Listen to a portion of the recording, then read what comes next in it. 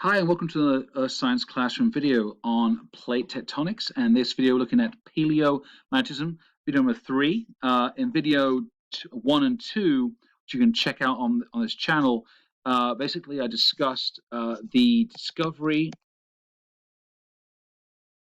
of the ocean floor basically moving, and that was by Hess in 1963 using U.S. naval new technology in sonar, which he had use with or used during his time on the Navy boats during World War II. And using this tech, he was able to survey and take charts and images of the ocean floor, okay, the marine bathymetry.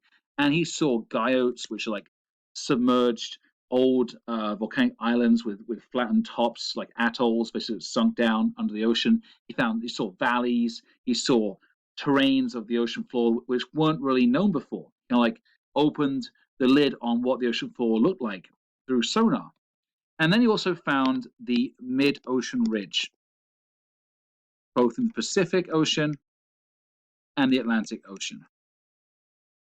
Atlantic Ocean was more obvious, straight down the middle, and that's where most of the work was then concentrated on. Also, Iceland, being that it's a country that sits on top of the mid-ocean ridge, was easy to look at the lava, the fissures, and even the stripes of magnetic polarity in the rocks and the basalt as well. And also, mariners in the 18th century in Iceland also realized that these rocks gave off a strong magnetic signature, which would put their instruments off as well and their compass off.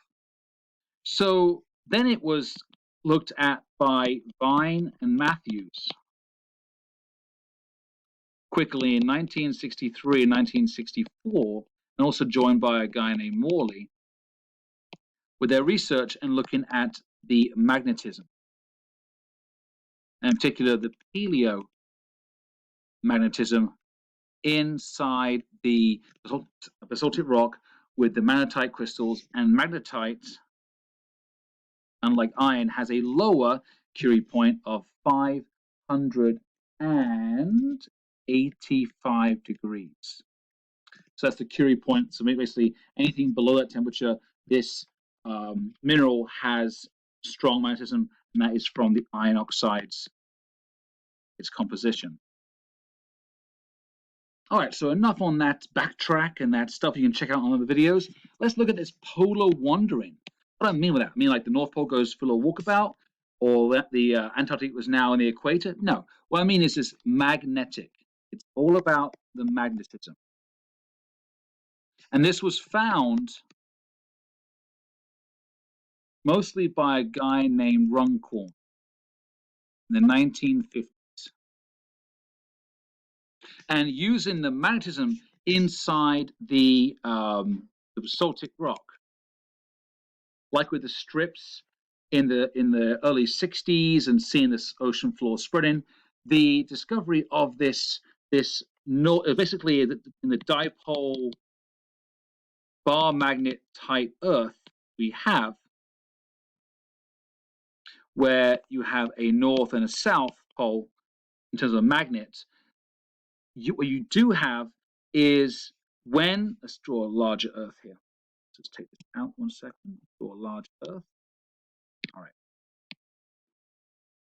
So when you have this, let's say it's a normal polarity, which we have right now, which means that the basaltic rocks, magnetite points north as we do with a compass, same thing. So north is north.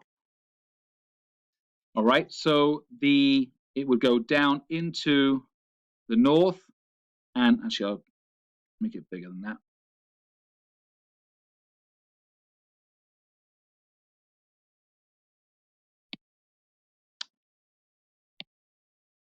So what you're seeing here are the lines or the fields of magnetism that surround the Earth, which make up our magnetosphere.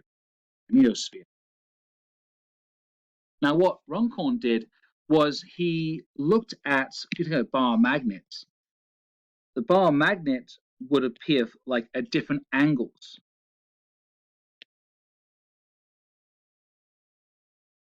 So depending on the latitude the latitude of the rock in the location where it's found. Don't forget, latitude, the equator is at 0 degrees latitude, and the north and south pole is at 90 degrees latitude. That if you have a rock that's at 40 degrees latitude, and you saw that the magnetic signature is a different, let's say it's 65 degrees latitude. You know that when this one here, this degree here, is the original, when it was formed at a ridge, perhaps in an ocean floor, that's the original inclination or latitude in which that rock was at the point of formation. Now, in current times, let's say a few million or billion years later, now it's at 40 degrees. So you can see there is a difference. And also you can date the rock and see how long ago it was at that latitude. So you can see both the location and the latitude and the change over time, so the movement. And what they found was, over the past 500 million years,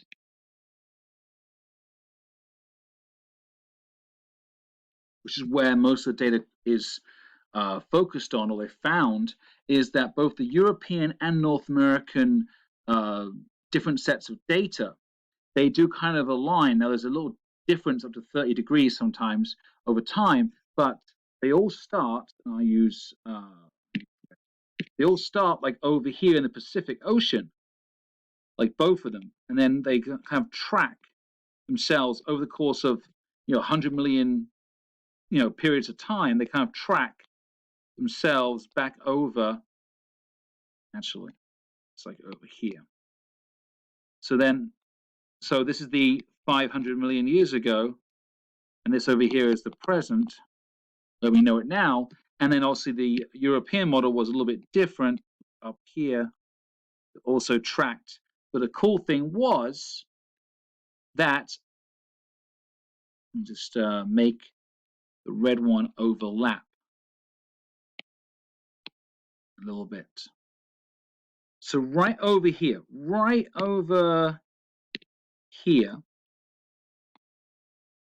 where they both overlap, about 150 to 250 million years ago, overlap, that shows that they were both connected in Pangaea, which also the movement of the north polarity in the dipole magnet, the North Pole, the magnetic North Pole, also gives further evidence, more conclusive evidence of continental drift. Because dating back to before Pangaea, 450 million years ago, the position of these continents makes sense because since this time and since Pangaea broke up around 200 million years ago, the breakup, the continents have moved, the Atlantic Ocean has opened and widened, and it has moved this way. Therefore, this in the past was over here. It has moved further west over the course of 100 million years, which is awesome because not only are the age of the rocks, the magnetism and stripes and the different polarities showing that the ocean floor is moving and spreading and taking with it whatever plate is on top, whether it's continent or ocean. Plus, you have this evidence in the late 50s showing that the migration of this polar, north polar, location also suggests and supports and provides evidence for continental drift. So even though Wegener passed away in 1930 in Greenland on an expedition, his hypothesis, his starting point, his evidence really led to all this new and exciting discoveries about our crust, the deformation, the time, convection currents, and how everything moves as one big system. And really, the birth of plate tectonics was born, in the 60s and 70s. So again, Wegener, Hess, Viner Matthews, Runcorn, Morley, and Wilson all played a part in this amazing new discovery and new idea within Earth science. All right, thanks, guys. I hope this helped. And like more videos, please subscribe, leave a comment, and look forward to seeing you in another video.